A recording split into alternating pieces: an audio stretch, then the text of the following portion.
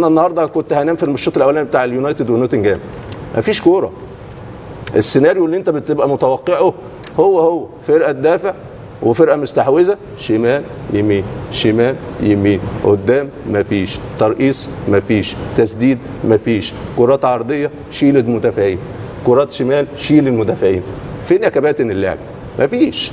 ويجي يقول لك الكره ايه بتتراجع، ما عشان الكره، وعشان انتم الناس اللي فوق اللي بتنظم بطولات ما بتراعيش السنس، ما بتريحش الدماغ.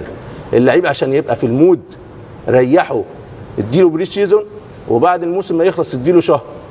انما دلوقتي اللعيبه بتاعت مثلا تشيلسي والسيتي خلص خش على كاس عالم انديه، يلعب كاس عالم انديه اتطحن، ريح اسبوع، ابدا موسم جديد، الحم مواسم، وبعد كده اللعيبه تيجي اصابات عضليه، عمليات رباط صليبي وبتاع، ويجي الكوره يقول لك اصل الكوره في شعبيتها في تراجع، ما هو انتوا السبب.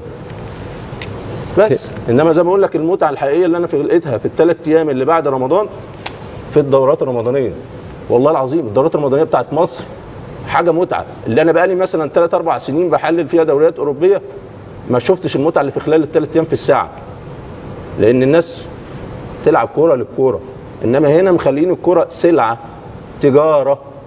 عمر ما الكوره ما هتبقى سلعه ولا تجاره. الكوره الناس بتحبها.